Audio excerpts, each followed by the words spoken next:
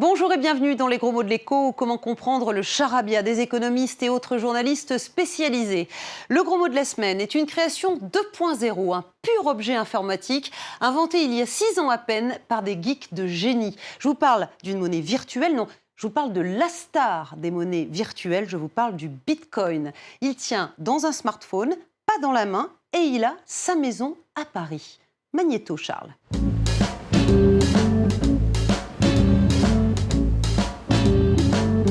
Écoutez, j'en sais rien. Ça fait 4 ans que je vis là et j'ai toujours pas compris. C'est une monnaie qui servira à payer virtuellement des achats sur Internet. C'est une monnaie qui a une valeur très fluctuante en bourse, par exemple. En fait, c'est une monnaie qui est plus neutre du point de vue politique et qui est en fait détenue par personne, sinon par ses utilisateurs. Gabriel Zucman, vous n'êtes pas virtuel, vous êtes bien réel et vous êtes professeur d'économie, chercheur d'ailleurs en économie à l'université de Berkeley en Californie. Merci d'être venu jusqu'à nous et bonjour. Bonjour. Alors, est-ce que je peux, par exemple, faire mes courses en Bitcoin, que ce soit en France ou aux États-Unis ? Alors, le Bitcoin, c'est une monnaie virtuelle. Il n'y a pas de pièces ou de billets en circulation. C'est une monnaie électronique. Mais vous pouvez faire un certain nombre d'achats sur Amazon ou sur l'App Store d'Apple avec des bitcoins.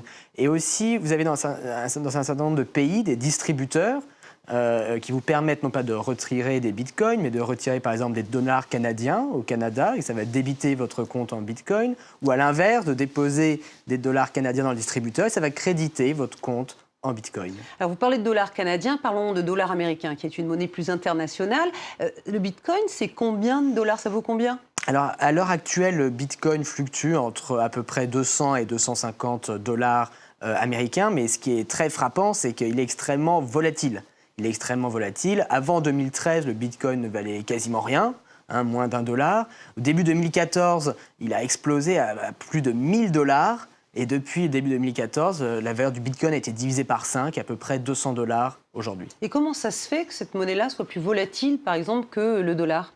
C'est une monnaie qui est plus volatile que le dollar parce qu'on ne sait pas encore très bien à quoi ça va servir. Le dollar américain ou l'euro, il permet de payer ses impôts, il permet de faire tout un tas de choses fondamentales. Le bitcoin, la demande pour le bitcoin est encore très incertaine. Est-ce que tous les magasins vont accepter le bitcoin à l'avenir? On ne sait pas trop. Donc ça explique une grande partie de la volatilité. Il y a une autre particularité du bitcoin, c'est qu'il n'y a pas de banque centrale pour gérer cette monnaie. Le bitcoin, sa caractéristique première, c'est qu'elle permet de faire abstraction des intermédiaires. Vous pouvez envoyer de l'argent de France en Afrique sans avoir à passer par une banque ou par quelque intermédiaire que ce soit. Donc ça, c'est la technologie qui est fondamentalement à l'origine du bitcoin. Donc ça veut dire que les transferts internationaux sont gratuits? Ouais, il y a une toute petite commission, mais qui est bien plus faible que ce que facturent les banques ou les intermédiaires comme Western Union. Et ça, c'est un progrès. C'est pour transférer de la valeur entre pays, le bitcoin est utile et constitue une avancée technologique. Mais ça coûte bien à quelqu'un, tout ça. C'est pas possible, une monnaie gratuite. Alors voilà, il y a un coût caché. Le bitcoin, il faut penser à ça un peu comme de l'or électronique. Et de même qu'il y avait des personnes qui allaient chercher de l'or, et bien il y a des mineurs de bitcoin, des gens qui résolvent des problèmes informatiques, des algorithmes, qui vont tourner leur superordinateur pour créer des bitcoins et encaisser une petite commission en bitcoin. On appelle ça des mineurs. On appelle ça les mineurs dans le jargon du bitcoin. Et la caractéristique, c'est que miner du bitcoin, c'est de plus en plus difficile. Il va y avoir au maximum, il peut y avoir que 21 millions de bitcoins en circulation. Et plus des bitcoins sont minés, plus il devient difficile de miner de nouveaux bitcoins. Et donc maintenant, il y a toute une industrie pour miner des bitcoins qui s'est créée en Islande, dans des pays où il fait très froid, avec plein de superordinateurs.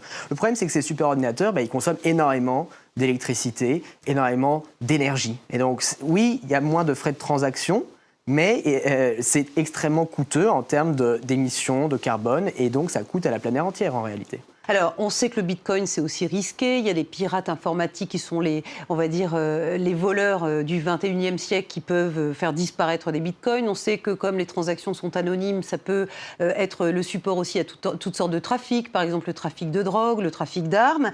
Est-ce que vous pensez, malgré tout, que le bitcoin, c'est une chose positive? Est-ce qu'il faut en acheter? Est-ce que c'est le moyen de devenir riche ou est-ce que c'est le moyen d'être plus en sécurité? Ah non, moi je ne pense pas qu'il faille vraiment en acheter. Vous savez, une monnaie, elle remplit deux fonctions. Une fonction d'échange, moyen d'échange, et une fonction de réserve de valeur. Le bitcoin, c'est un bon moyen d'échange. parce qu'on supprime les intermédiaires, donc ça coûte moins cher d'envoyer de l'argent. Par contre, ce n'est pas une bonne réserve de valeur. C'est extrêmement volatile, ce n'est pas régulé par une banque centrale. Il n'y a rien qui empêche la valeur du Bitcoin de tomber à zéro.